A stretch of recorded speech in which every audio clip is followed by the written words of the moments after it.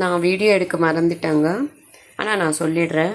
இது சிக்கனில் வந்து இப்போ நான் திண்டுக்கல் தல்பாக்கட்டு பிரியாணி தான் பண்ண போகிறேன். நான் ப்ராப்பராக காட்ட முடியாது. நான் நெக்ஸ்ட் டைம் வீடியோ எடுக்கும்போது உங்களுக்கு நான் எப்படி என்னது சொல்கிறேங்க. இதை நான் ஆஸ் யூஷுவல் வந்து பிரியாணிக்கு என்ன போடணுமோ அது எல்லாமே போட்டிருக்கிறேன். மிளகு ஓன்லி எக்ஸ்ட்ரா பண்ணியிருக்கிறேன். கர்டு, பச்சை மிளகா, புதினா, கொத்தமல்லி, அப்புறம் வந்து தக்காளி ஜூஸ், அதாவது டமோட்டோ வந்து இது மிக்ஸி போட்டிருக்கிறேன். அதுக்கப்புறம் சால்ட்டு, அப்புறம் சாஜீரா, பட்டா லவங்கம், ஜிஞ்சர் கார்லிக் பேஸ்ட்டு, இது எல்லாம் போட்டு மிக்ஸ் பண்ணி வச்சுருக்கிறேன். மஞ்சத்தூள், மிளகாத்தூள், உப்பு. ஓகேங்களா? இப்போ இங்கே வந்து ஆனியன் வந்து ஃப்ரை ஆகிட்டு இருக்குது. இந்த ஸ்டேஜில் வந்து நான் இந்த ஆனியன் நல்லா ப்ரௌனிஷ் வந்துச்சு. நம்ம இந்த சிக்கன் வந்து இதில் நான் போட்டுடுறேன்.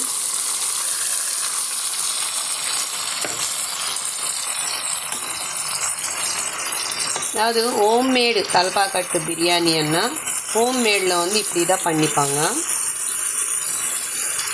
ஹோட்டல் ஸ்டைலன்னா நம்ம வந்து புதினா, கொத்தமல்லி, பச்சை மிளகா, தக்காளி எல்லாமே வந்து மிக்சியில் போடணும்.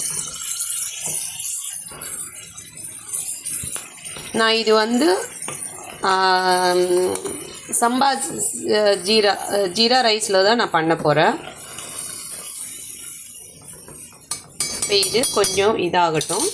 இது நான் ஒரு 5-10 மினிட்ஸ் வந்து மூடி போட்டு வச்சிடலாம். இப்போ இதில் வேக வச்சுருக்கிறேன். நான் அதில் வாட்டர் வந்து அவ்வளோ போட மாட்டேன்ல. ஸோ நான் தனியாக வந்து இது சாஜீரா அதெல்லாம் போட்டுட்டு நான் இதில் வந்து வேக வச்சுருக்கிறேன். இப்போ அந்த அந்த இது வெந்ததுக்கப்புறம் இது நம்ம வந்து எப்படி பண்ணணுன்னது நான் உங்களுக்கு நெக்ஸ்ட்டு ப்ராசஸிங். எந்த கலருமே வந்து நான் ஆட் பண்ணலைங்க. இப்போ நம்ம இது மேலேயே நெய் போட்டிக்கலாம். ஏன்னா இந்த சூடில் போட்டால் தான் மிக்சிங் நல்லா ஆகும். நெக்ஸ்ட்டு நம்ம தம் கட்டிடுவோம்ல, அதில் போட்டுட்டு ஸோ நான் தேவை இருக்கிற ஒரு 3 ஸ்பூன் நான் போட்டிருக்கிறேன். 3 இல்லை 4 போட்டிருக்கிறேன்.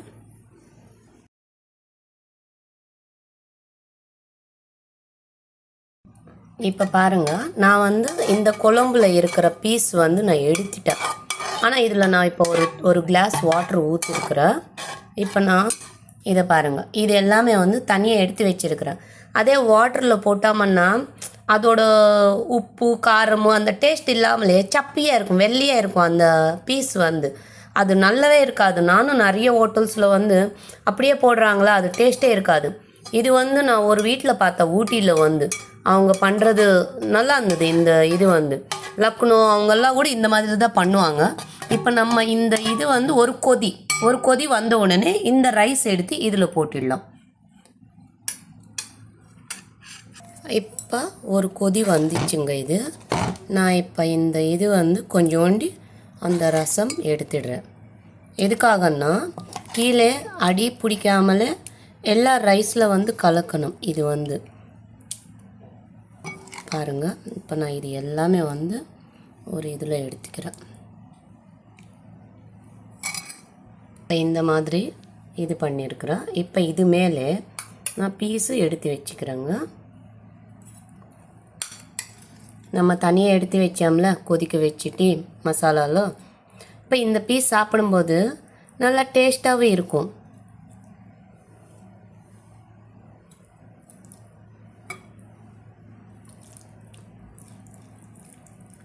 இதை அப்படியே வந்து ஸ்ப்ரெட் பண்ணிக்கலாம். அதுக்கப்புறம் மிச்சதை வந்து மேலே வச்சுக்கலாம். ஓகே, இப்போ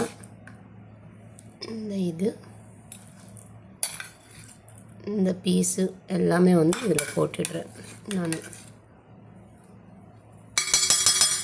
ஓகே, நான் இப்படியே போட்டுடுறேங்க. ரொம்ப நேரம் ஆகுது வீடியோ.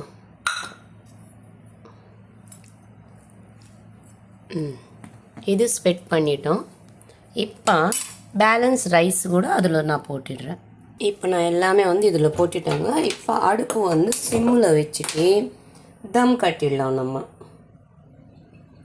இப்போ நான் மூடி போட்டு இது மேலே நான் என்ன பண்ணுவேன்னா, இந்த அரிசி வேக வச்சுருக்கிற பாத்திரம் இருக்குதுல்ல, ரைஸ் குக்கர், அதில் வாட்டர் பிடிச்சி இது மேலே வச்சுடுவேன் அந்த கிண்ணம். இப்போ பாருங்கள், நான் இந்த மாதிரி ஃபுல்லாக வந்து வாட்டர் வச்சுருக்கிறேன்.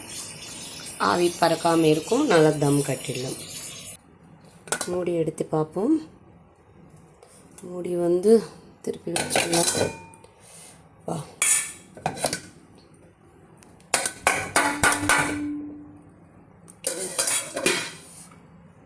பார்த்தீங்களா? இப்போ பீஸ் பார்த்தீங்களா? மசாலா எல்லாமே வந்து பீஸ்க்கே இருக்குது. இதுதாங்க ஹோம்மேட். இது வந்து நம்ம பண்ணுற இது ஒரு சின்ன டிப்ஸ் அவ்வளோதான். அதாவது பீஸ் தனியாக எடுத்து வச்சுக்கிட்டோம்னா பிரியாணி டேஸ்ட் நல்லாயிருக்கும். பீஸ் சப்பியாக இல்லாமல் நல்லா மசாலா நல்லாயிருக்கும்.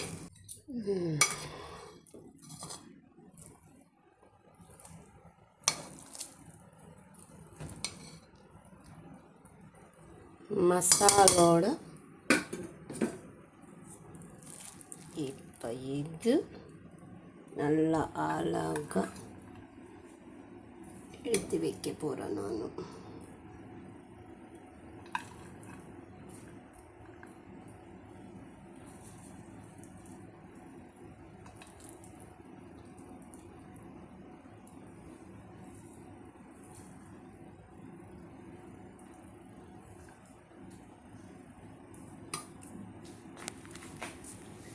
Please like and share, subscribe my channel